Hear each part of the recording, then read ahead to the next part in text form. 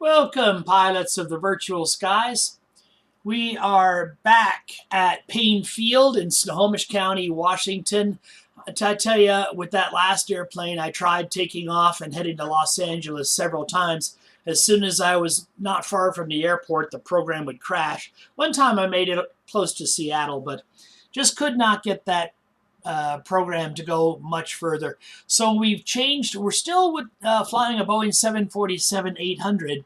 This one is made by a company called Precision Manuals Development Group, or PMDG, and we're using the flight simulator Prepared, which was written by Lockheed Martin. This is their newest version, version 5.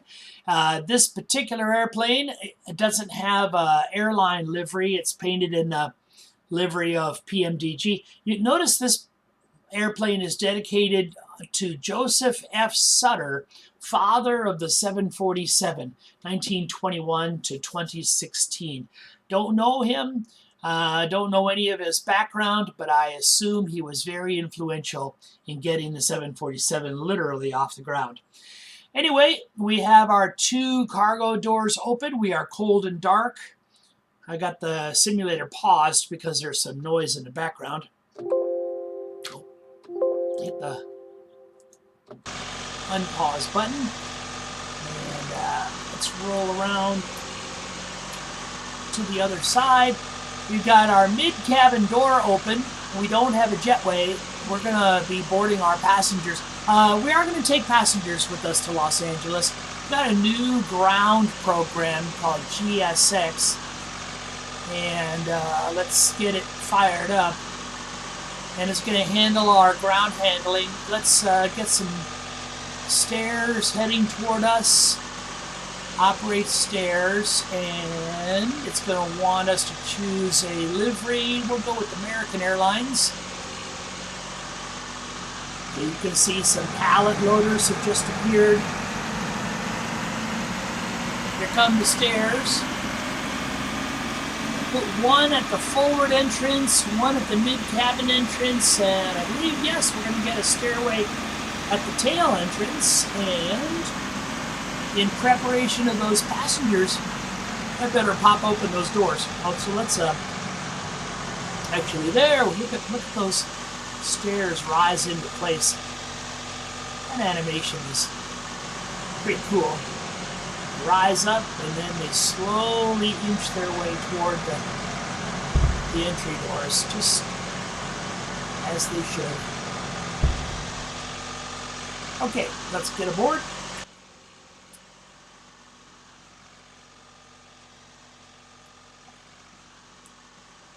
On this airplane, the FMC pops out to make it a little more visible. Even though the airplane is cold and dark, I know if I hold down this menu button, I'll get at least some basic functions.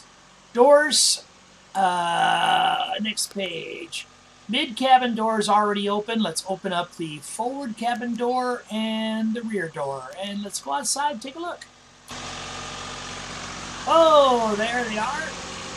They're opened up. We're going to get those passengers started to loading here real fast. I know it takes a really long time with this program. So I'm going to go back to the control panel and request boarding. So while they're starting boarding, let's make it safe for them.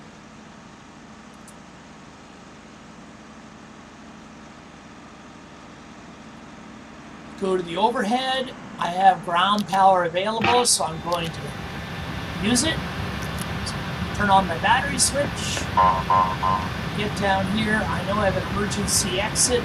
Emergency light switch up here at the top. Put that on. Turn on the beacon. Let folks outside know that we're in operation. And right away, go down on the lower pedestal and flip on the seatbelt sign. Tell those fine folks that they ought to buckle up, because I'm flying and anything can happen.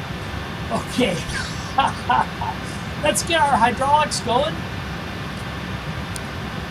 There's 4 dials in the lower left corner. And we'll get our flaps in the takeoff position. Flaps 10 for this airplane. First notch, 5, and 10. That way our pilot not flying can go downstairs and do his checks. We'll get the IRS started to align, nav, align, nav, align, nav. I have a correction to make.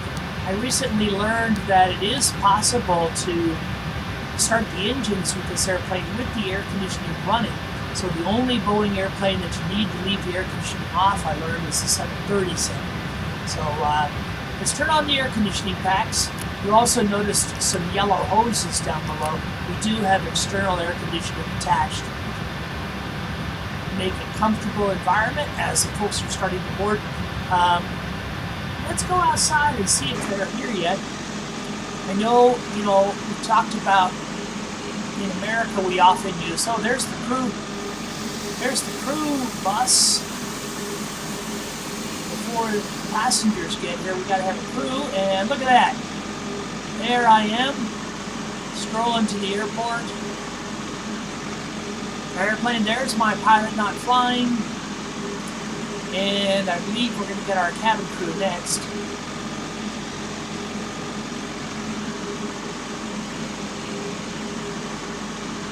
Maybe they come in a different bus, I'm not sure. I think they come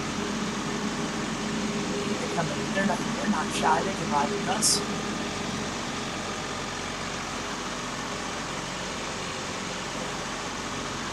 Anyway, we're going to have a string of buses. 1, 2, 3, 4 buses come. This airplane, I believe we're going to have 460 or so passengers. So it's going to take several bus loads of people to get them all here. And the buses will be different colors. Maybe we'll get reds, and greens, and yellows, and whites. All sorts of different buses.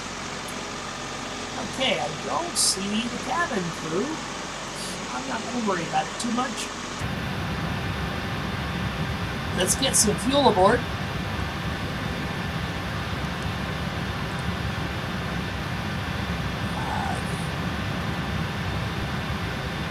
Payload. Let's set a random payload. So we've got 83 people out of a possible, or 23 in first class, 1 empty seat. 83 out of 87 in business class. 342 out of 356 in economy. We've got a fair amount of cargo. I know our gross weight is 684.6. We've calculated our gross weight of 697. I'm sorry. Gross weight. Takeoff weight. 646.017. This is 684. So we're at a higher gross weight than we've calculated. But that's fine. Let's go to our fuel. Don't need much to get to Los Angeles, so short-range fuel. This is 140,374. We actually calculated 69,797. So it's significantly more fuel than we planned on. But they call that short-range fuel, so that'll be fine. We're a little heavier and we've got more fuel. Okay. Getting an indication that the crew has boarded. Let's go outside to see if... Oh. You can see, oh, look at, they've got the pallet loaders positioned at our loading doors. Here come the pallets. Here we got a combination of pallets and traditional baggage. So that looks like that's what's going to be loaded underneath. You can see our pushback truck, our tug is waiting for us. We're not going to need a pushback on this. The reason I'm looking out into the distance, here it comes. Here comes our first bus. Again, I mentioned we're going to have several bus loads pull up and get us loaded, but here comes the first one.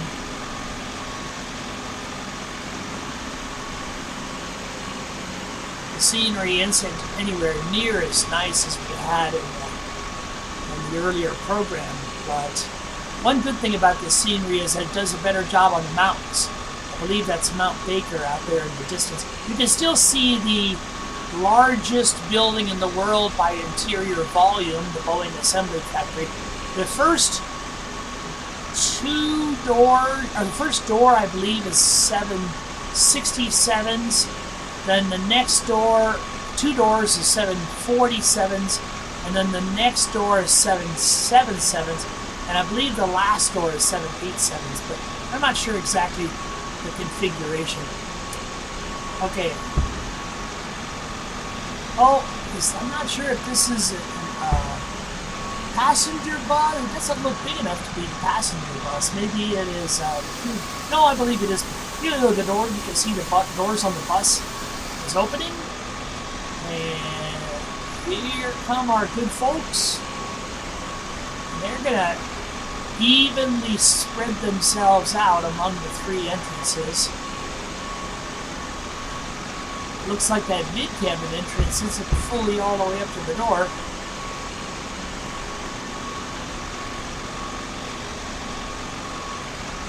Yeah, very common way of boarding in Europe. Europe is only the very largest airports use jetways. It's very common to take a bus and then use the air stairs. In America, the bigger plane, especially this one, that would be unheard of. Okay. We have our fuel. Let's file our flight plan.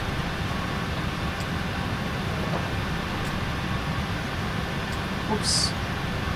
Don't want to go to the... Actually, I pulled up the air traffic control menu. While we have the air traffic control menu, let's listen to the ATIS.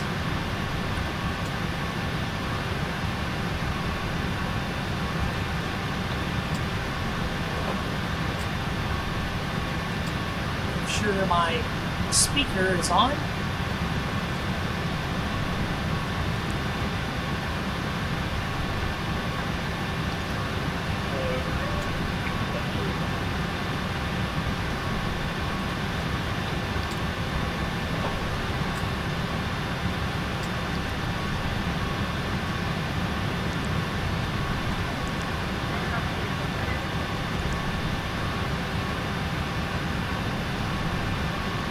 Airport information, Romeo, 1912 Zulu, wind calm. Visibility greater than 20 miles. Sky conditions, no clouds below 20,000. Temperature 1 warm, 2 point warm, altimeter 2992. Visual, runway 16 right and visual, runway 16 left in use. Landing and departing, runway 16 right and runway 16 left. VFR aircraft stay direction of flight. All aircraft read back hold short instructions. Advise controller on initial contact you have Romeo. Ping air. Okay, we have our ATIS.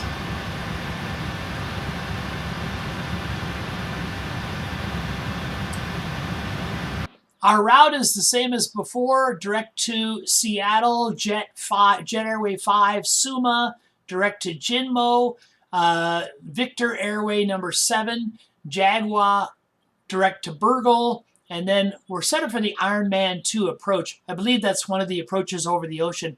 But let's select Snohomish County as our departure. Okay, LAX for our arrival.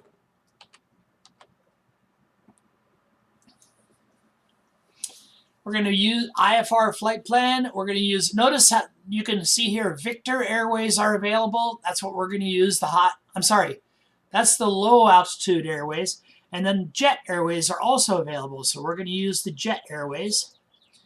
And you can see it's calculated our flight. Now, embedded into a jet airway, like Jet 5, there are a series of waypoints. And all those waypoints may not actually be listed. When you say the word Jet Airways, you're assuming all the different waypoints that are embedded in that. So you can see we have a Smidge and Sunbee that we hadn't actually, Arberg, we got a whole bunch of them that weren't necessarily in our flight plan because they were part of the jetway.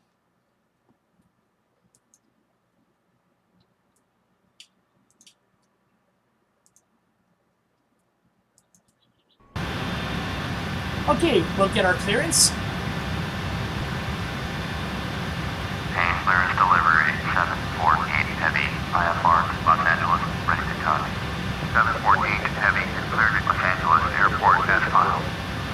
runway heading, climb and maintain 10,000.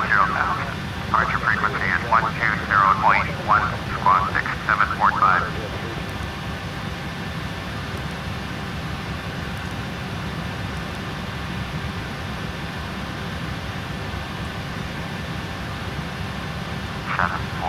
Heavy, cleared to Los Angeles Airport as filed. Fly runway heading, climb and maintain 10,000. Departure on 120.1, squawk 6745. 748 Heavy, readback is correct. Contact ground on 121.8 when ready to taxi.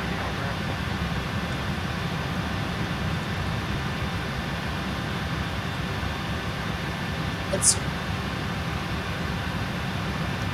get our FMC all set up. We acknowledge the nav data is out of date. We'll put our position initialization screen. We'll grab our GPS from above into the blocks. You can see our IRSs have aligned because we're getting our primary displays. Reference airport is PAE.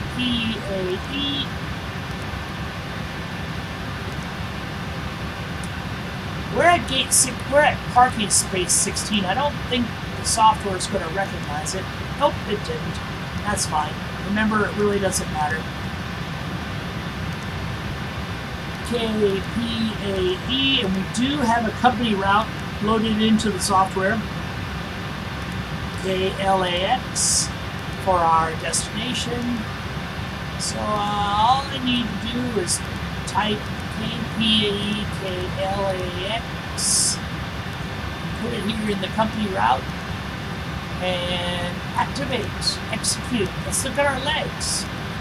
We have Seattle, Tayoma, Suma, Jinmo, Jojen, Junjay, Jaguar, and Burma. That sounds great. Remember, there are no SIDS here at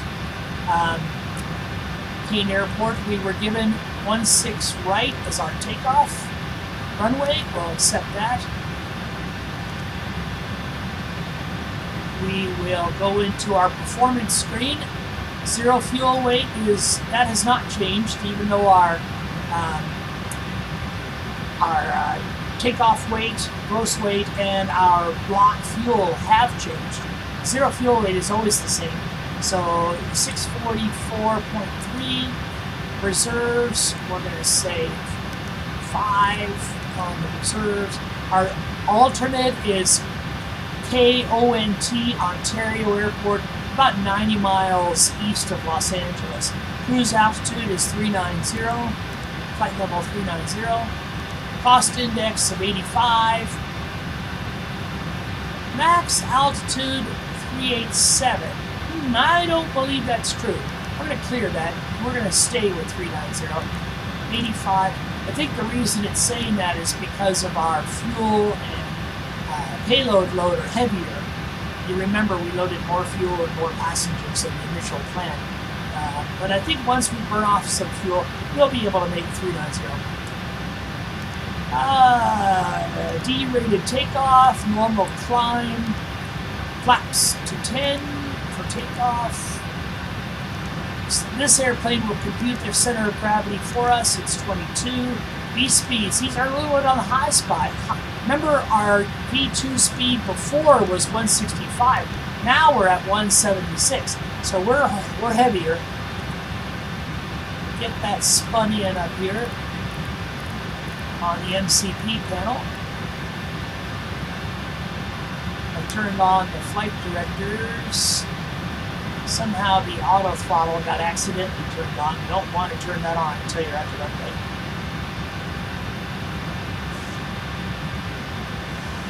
Let's set our auto brakes to RTO, rejected takeoff mode. And you remember, I like to have one FMC with the takeoff references, and then I like to put the legs page up on the other FMC. Get our zoom, our range on our display. Right now it's set at 5. Move that out a little bit. There's 10. I like to be at about 20 or so. takeoff. We have got our clearance. We do not need a pushback. Let's switch over to the APU. We're going to need that puffer power to start the engines. So we're going to turn the APU to on, and then it's a spring-loaded dial. So once we turn it to start, it's going to automatically spring back to the on position like that. We can't hear the APU, but we'll know that it's available once we get the APU Gen 1 and APU Gen 2 lights are illuminated. We do need to have our fuel pumps turned on. That APU is going to burn some fuel. Turn on our window heat right below that. Check our cross-feed valves. Actually, I'm going to turn off these cross-feed valves for now. I don't think we need them. We don't have any fuel in the center fuel tanks. There we go. Took a little while. APU Gen 1 available, APU Gen 2 available, and the electronic bus already knows that we've gone on to the new source, so that's not needed. We'll go ahead and the air conditioning packs are on. Where I'm going to turn on the APU bleed air button down here on the lower corner. I don't need it now, but I am going to need it for engine start. So we take a look at that. Oh, you can see one of our buses has just left. And when that bus leaves, oh, look at this. We've got another bus coming on the way. There's going to be a string of buses bringing us more and more passengers. Blue bus is departing. Here comes a white bus.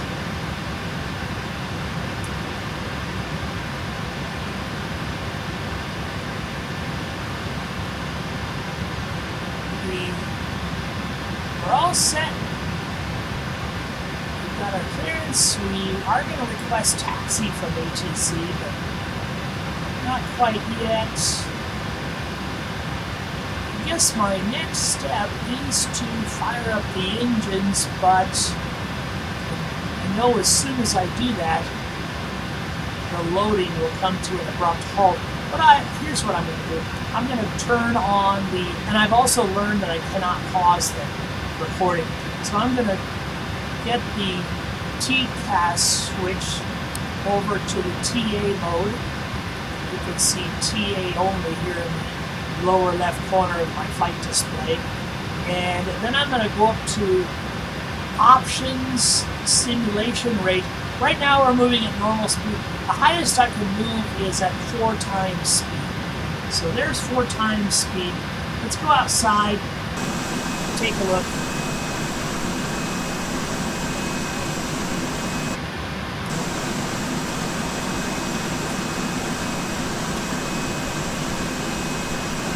Whoa, those folks are moving fast now.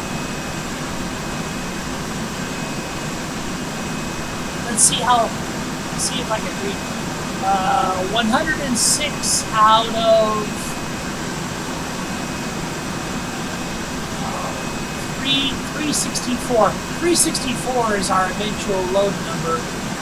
We're now at 106, so we're about 1/3 of the way through the boarding process. I can see that our pallet loaders have finished loading the cargo on the other side. So let's go ahead and close those cargo doors.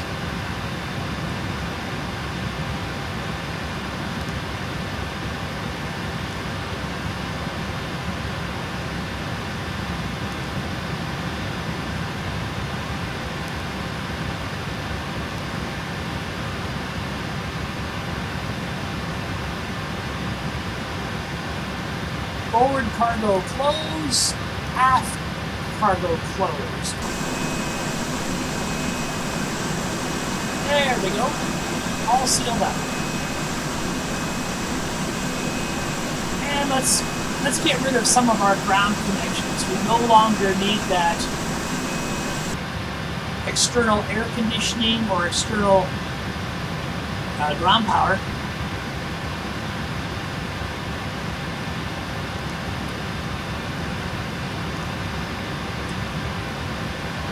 Release the ground power. Release the air start unit. Release the air conditioning. Make sure our parking brake is set. And let's remove the ground chocks.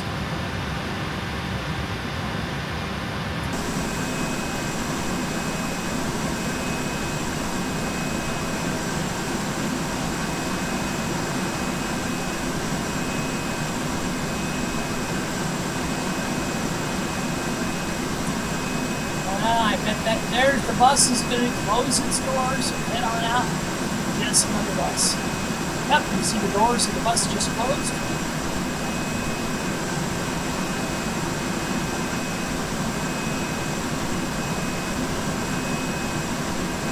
Let's see if there's going to be another bus over there. There's another bus. This one is white. Boy, at 4 times speed. They sure do zoom down the tarmac.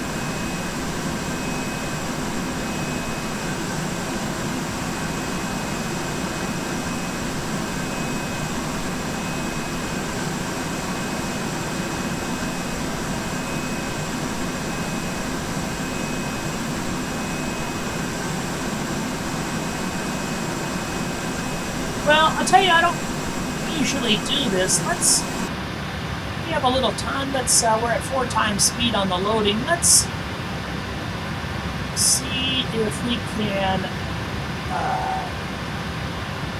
go back. I'm not sure if I'm going to be able to do this.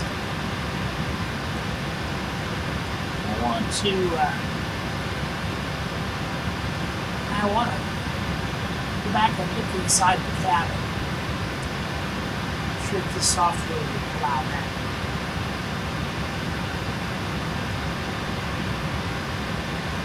Oh, look at I just learned something.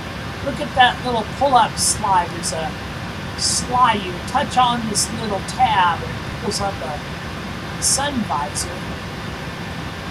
I've never noticed that before.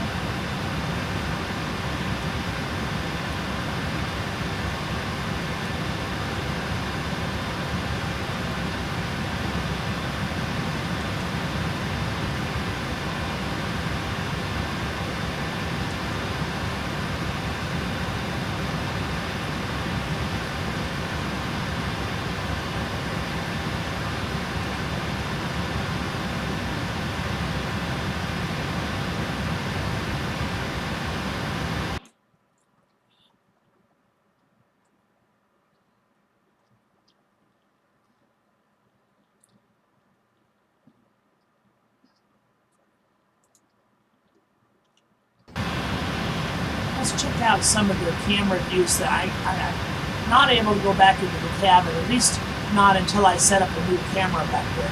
Let's take a look at some of the cameras that I do have. There's my number 1 main camera. There's my FMC camera. I call this over the dashboard or final approach. And then I have a tail view camera, engines, and if I spin this around, am I going to be in the cabin? Oh, I caught the flight attendant gossiping. A little gossiping going on. Here we can see the first class. I believe these are like a sleeper berth type of seats. This is on the main level. You can see how it tapers down. Oh, our bus just loaded up and left. Look out the windows and see the bus. Loaded up and left. So that was looking forward. I spin around, that's looking forward, and you can see how the cabin tapers in toward the nose. This is the lower level, either business class or first class seats.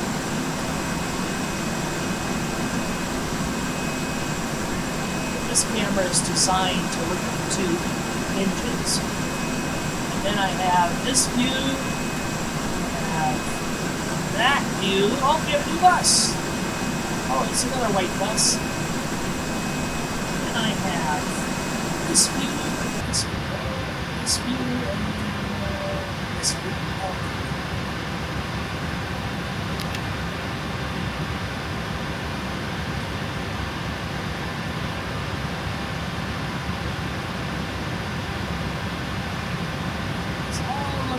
good up here.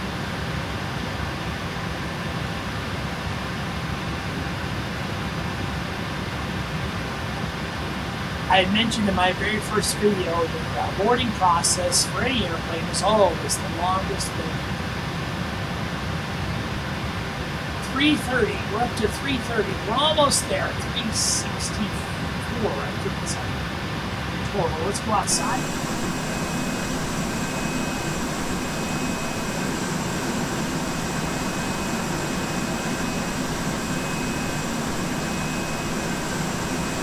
Imagine how long this would take if we only had one stairs.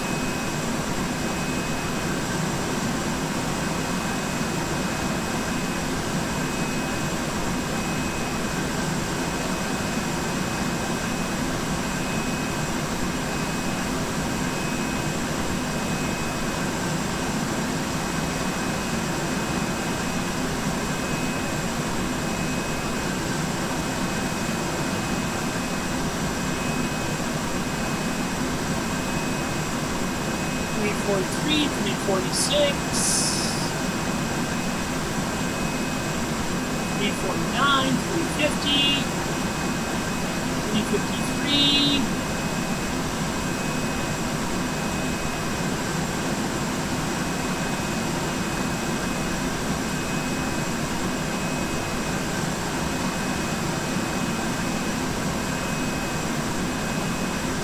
Don't tell me we've got another bus. Oh, yeah, we do have another bus. Isn't it amazing they're going to send a whole other bus for just a few more folks?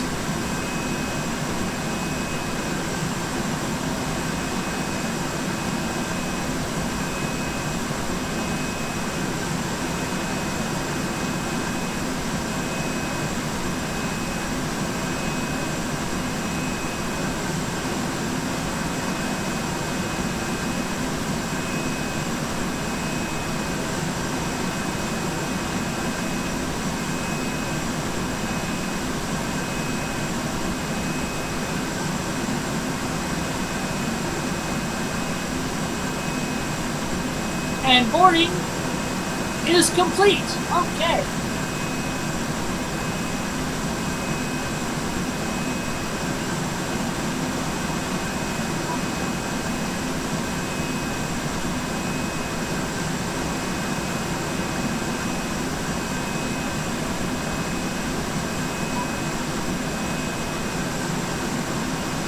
Software, I'm going to go back to our normal speed.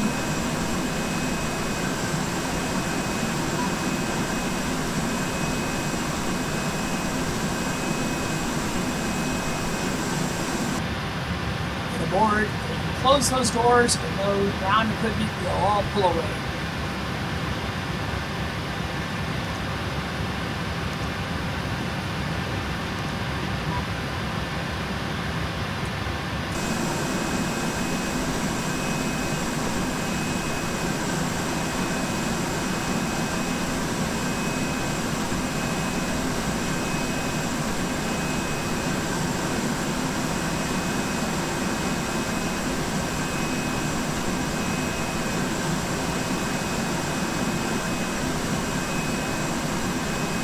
Don't believe there's anything more that ground services can do for us. We don't need pushback, we don't need fueling, we don't need catering. We're okay to taxi.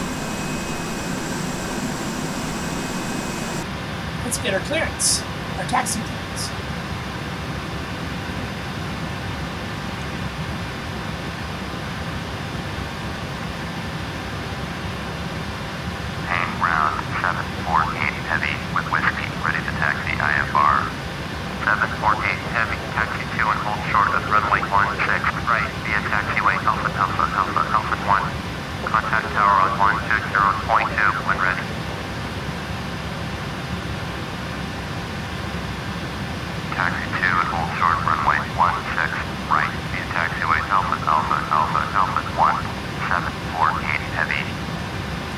Well, silly me, I'm used to having the engine started by this time, so don't have the engine started. I'm not going to taxi anywhere without engines. So let's go to number 4. Pull the start switch. Get the number 4 fuel cutoff in the run position. Monitor our EGT, exhaust gas temperature, and our N1 as it starts to build.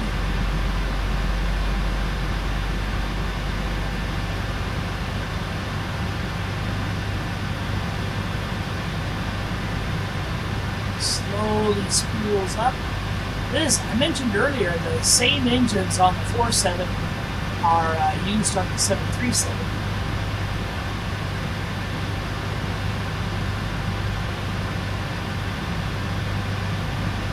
Start out spooling very slowly.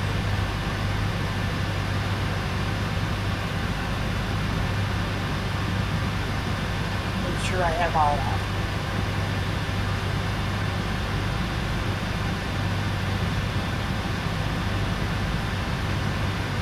I don't remember them being this slow. You know, I mentioned I had learned that I could start engines with the air conditioning packs on, but I've never tried it. That was the first time trying it. I'm going to turn the air conditioning packs off. See if that gets us moving a little faster. As I mentioned, there they go. Yeah, that air conditioning, that draws a lot of air pressure. So it only makes sense.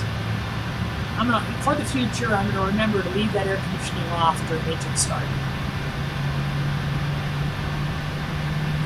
The person who told me I could leave those on gave me some bum information. Okay, let's go to engine number 1.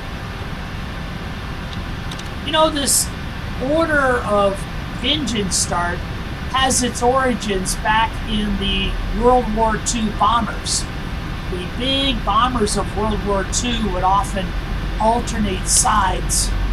I don't fully understand the reason for that, but it was very common that they would start one of the either engine 1 or engine 4, and then they would, the next one would be on the other side. Engine 2.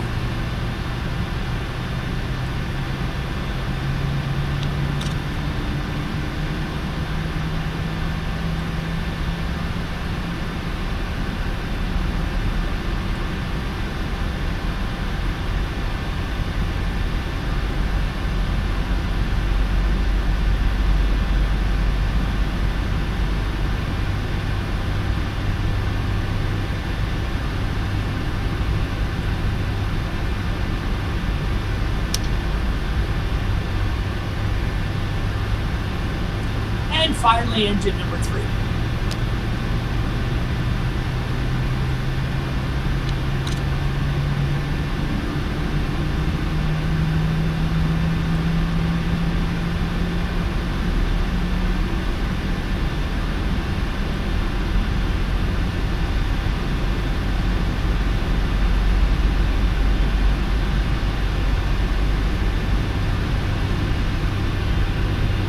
Notice on the EFIS panel, the top white line says doors are in manual mode.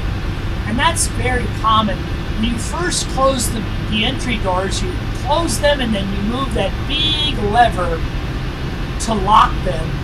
But they're not what's called armed. And when you arm the doors, what you're telling the door is the next time you open it, you want the emergency slides to come out. And sometimes you hear the cabin crew, they'll say, cross-check and arm. What they mean is, notice here's our door screen, and I'm going to say arm all. And that way, if someone were to pull open that big handle, the door would pop open, and then the emergency slide would automatically deploy. And that's what you want. So doors are in auto mode now. They're all 4 of them are running, so we can turn the APU off. Thank you for your service. We know we don't have to tell the bus. It automatically knows that that's where the power is coming from. We'll get our air conditioning packs back on. We have no bad indications on the upper panel. Remember, we want our cabin altitude control. Do not have it in manual mode. You want it to be in automatic mode. You don't have to dial in the altitudes. Temperatures are set. Cross feed is turned off. No fuel in the center tanks. That's looking good. We've already got our taxi clearance. Let's taxi.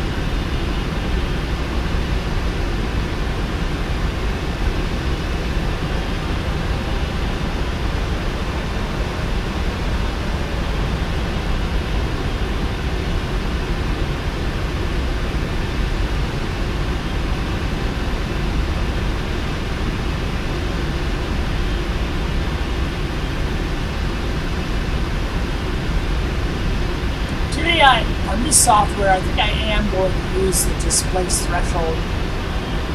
Remember that extra area of concrete that cannot be used for landing, it can be used for taxi and takeoff.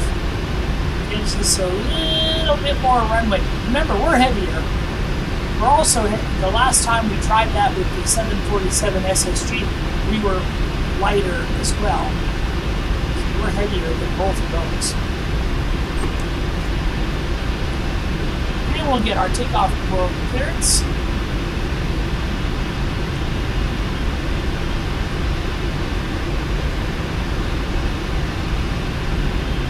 Main tower 748 heavy, ready for IFR departure. Runway 16 right.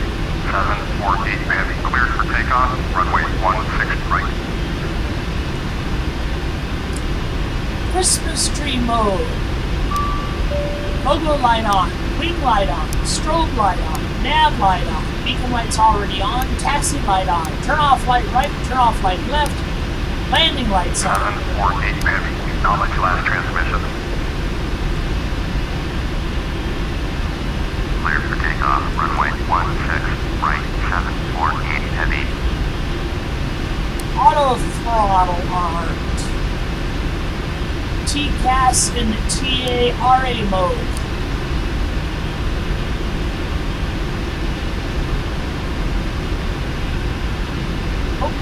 Spun that TCAS dial a little too far.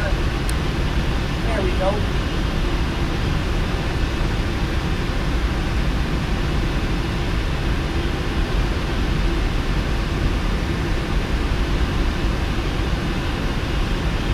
We got our cabin ready. This is true of the 747. Notice the cabin ready indication that came up along the top. That was actually given to us by the cabin crew. You can put that right on our primary display. Let's start the clock. And we'll get our takeoff go around once we get lined up with the runway.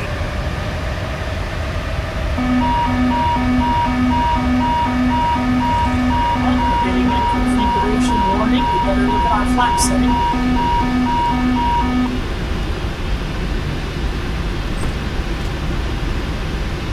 Flaps 10, speed brakes off. Parking brake off. Don't know why we got that warning. Maybe it'll come back.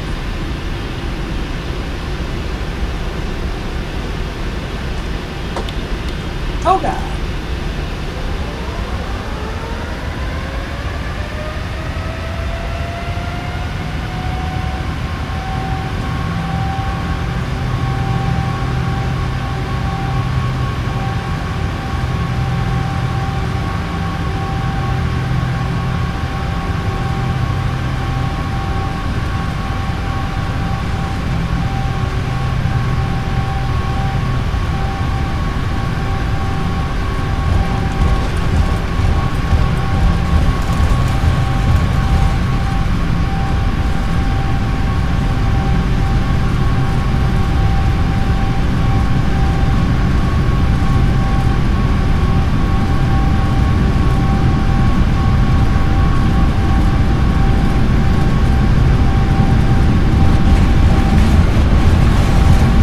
1.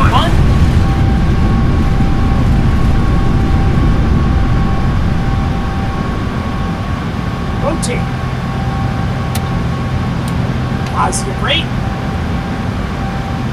Gear up. First notch of flaps up.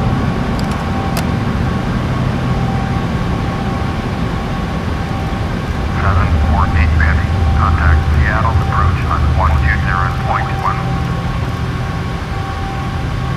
120.1 for 748 heavy.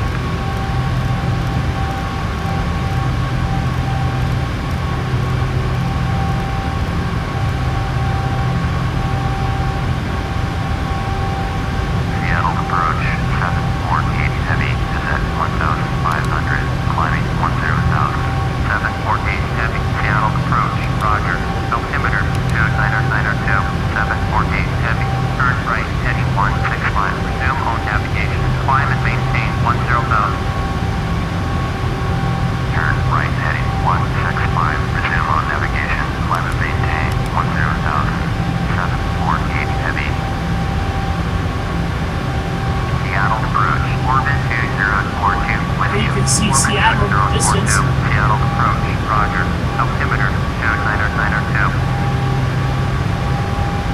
Orbit 2042, contact Seattle Center on 134.905. 134.905, orbit 2042.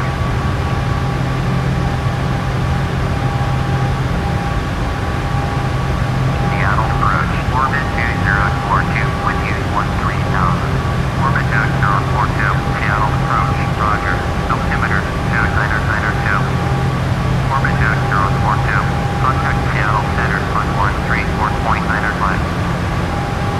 134.905, orbit 2042.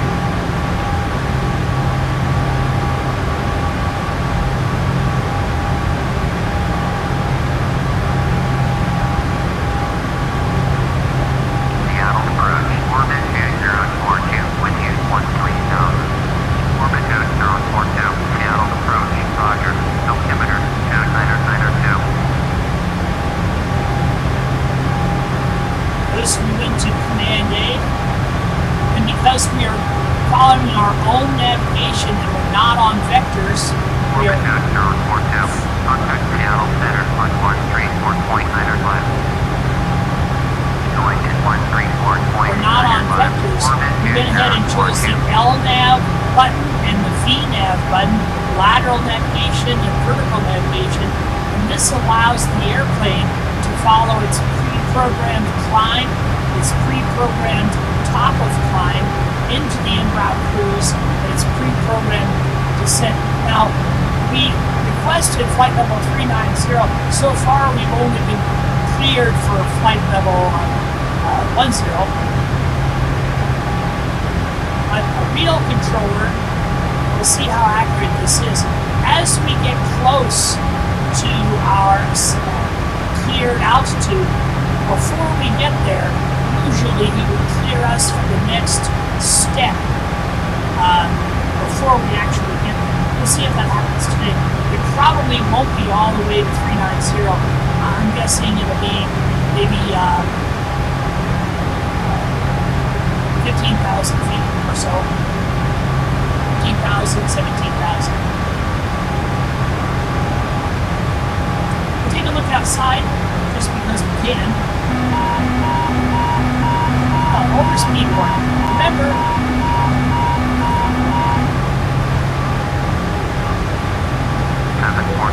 right on the edge. Seattle Center on 128.5.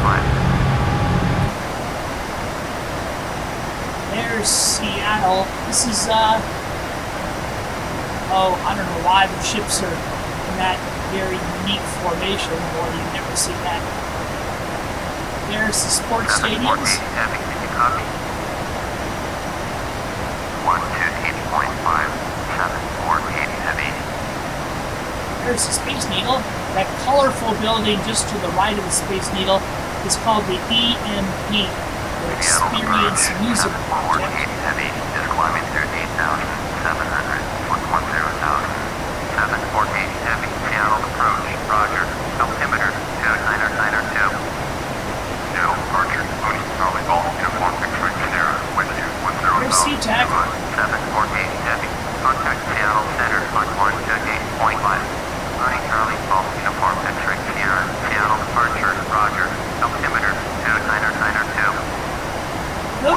being handed off quite frequently.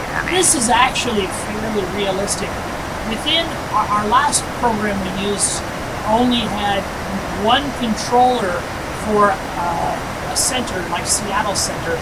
In real life, there are several controllers, and you could easily be handed off to 3, 4, or 5 different controllers while you're still in contact with Seattle Center. Contact Seattle approach on 120.1. Point 120.1748 heavy.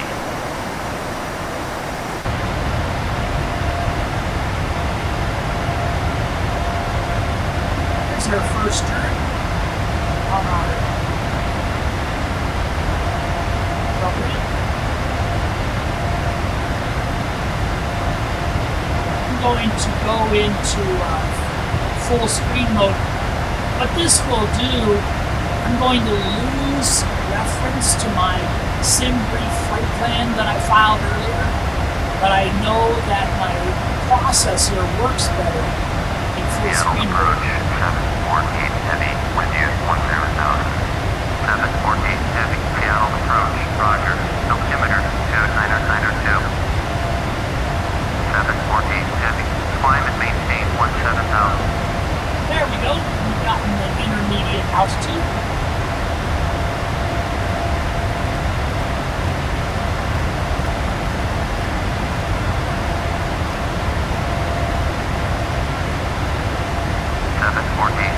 Acknowledge last transmission. Climb and maintain 17,000. 748 heavy.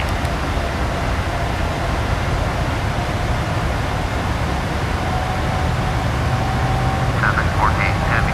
Contact Seattle approach on 126.5. 126.5 for 748 heavy.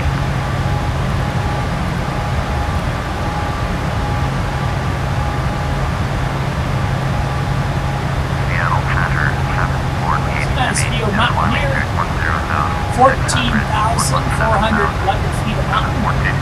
Seattle Center, roger, altimeter 29902.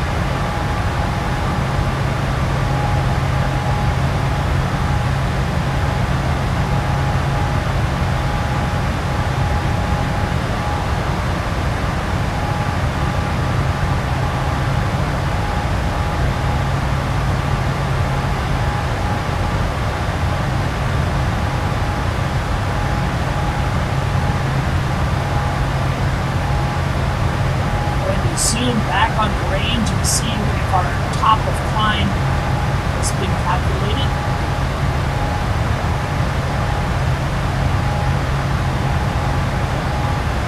Actually, we went off of vertical navigation, VNAV, to put in that altitude change. FLCH means flight level change. Once we get to our top of our assigned cruise, we'll go back into VNAV mode. Let the airplane continue our performance along our established flight.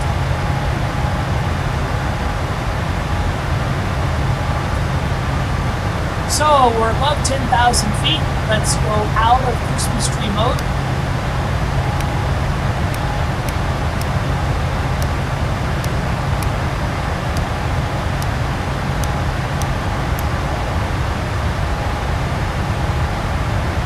All of these lights on the right hand side on. Only the taxi and the landing lights come off.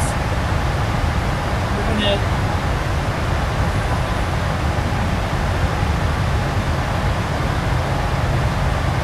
I believe there is a way. Here's the cabin chime.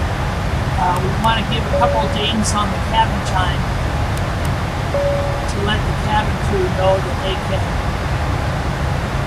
start their business. Seattle Center on 134.905. 134.905 for 748 heavy. So, not right here. It's right behind that pillar. Mount Adams is this peak here on our immediate left. Mount Hood is the very symmetrical peak. That's near Portland, Oregon. Almost looks like Mount Fuji in the fact that it has a very sharp point to it. And then you can't see it. We'll probably get a little bit of a view of it later on. Between Mount Adams and Mount Hood is Mount St. Helens. Mount St. Helens is significantly shorter ever since 1980 when the top blew off.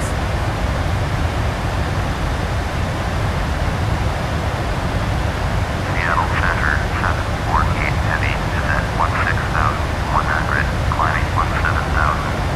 748 heavy, Seattle Center, roger, altimeter 2992.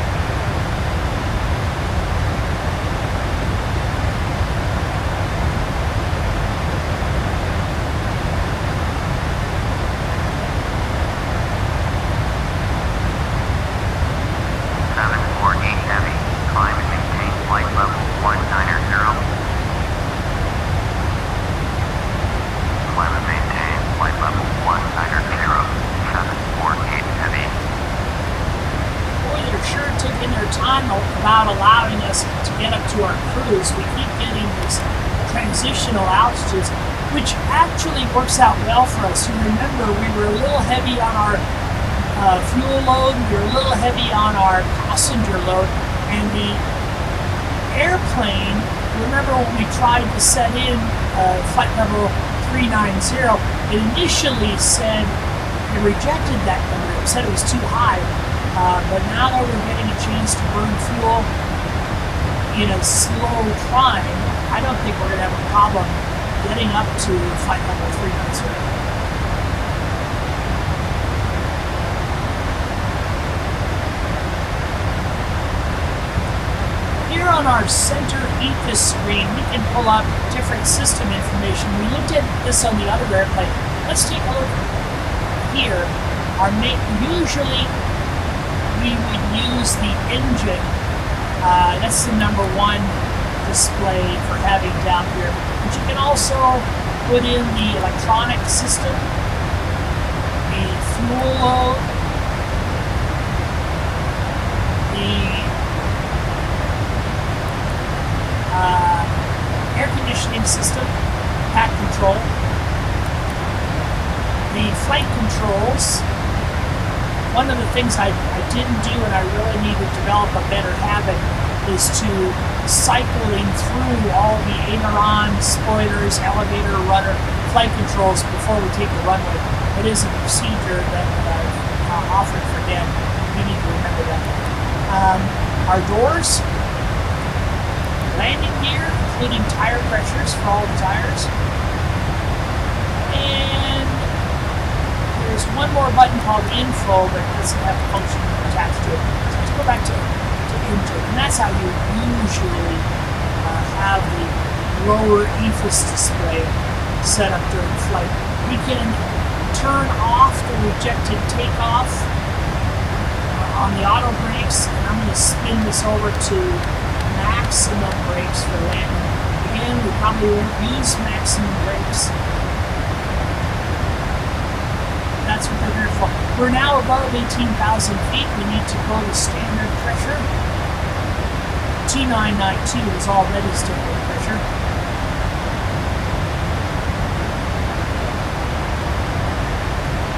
On the other airplane we were in, I liked the fact that I could keep the ground pressure here in the back of attitude indicator. Let's simulate here. We need to one notch, couple notches of flaps that we need to lift.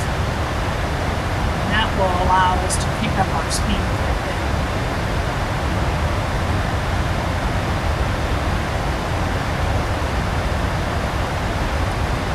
Now leaving Suma and on our way to Jinmo.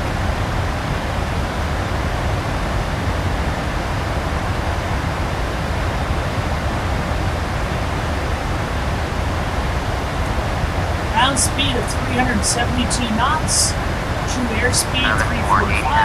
Contact Seattle Center on 124.2. Going to 124.2, 748 heavy. When you're at a lower altitude, your true airspeed and your indicated airspeed are going to match. But the higher you go, Seattle Center, 748 Heavy, with you. 748 Heavy, Seattle Center, roger. there's Mount St. Helens straight ahead. Let's go outside to look.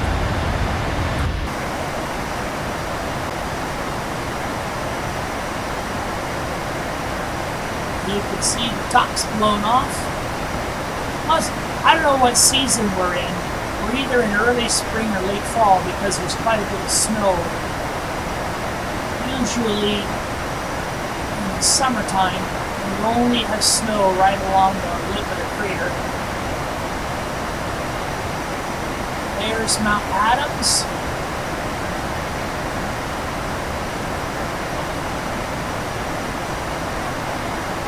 And there's Mount Rainier. Mount Rainier is the second highest peak in the lower 48, right behind Mount Whitney in California. Turn left heading 125, 748 Heavy.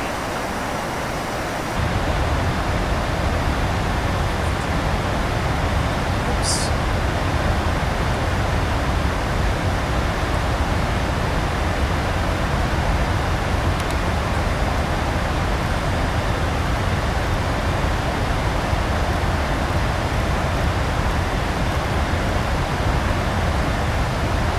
Well, we're off of our flight plan. 748 Heavy, please expedite your turn to heading 125. We have been given a vector by control. We don't exactly know why we're given a vector.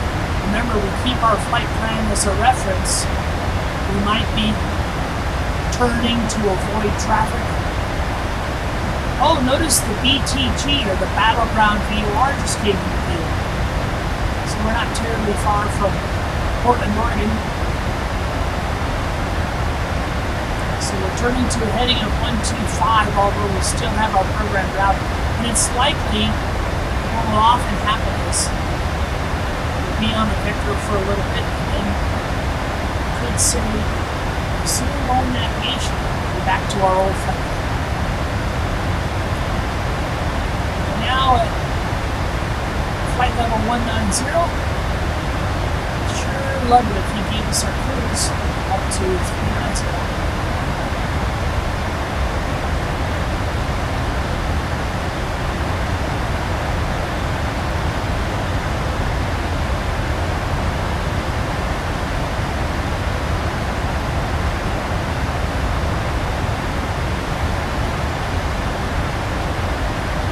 At this point, I think I'm going to stop the recording. I don't want to have this video too long. And perhaps, again, I don't have a way of pausing. I wish I found a way of pausing. We'll do another flight. Pick it up here from just north of Portland. And we'll continue on to Los Angeles. So goodbye for now, and happy flying. 748 Heavy.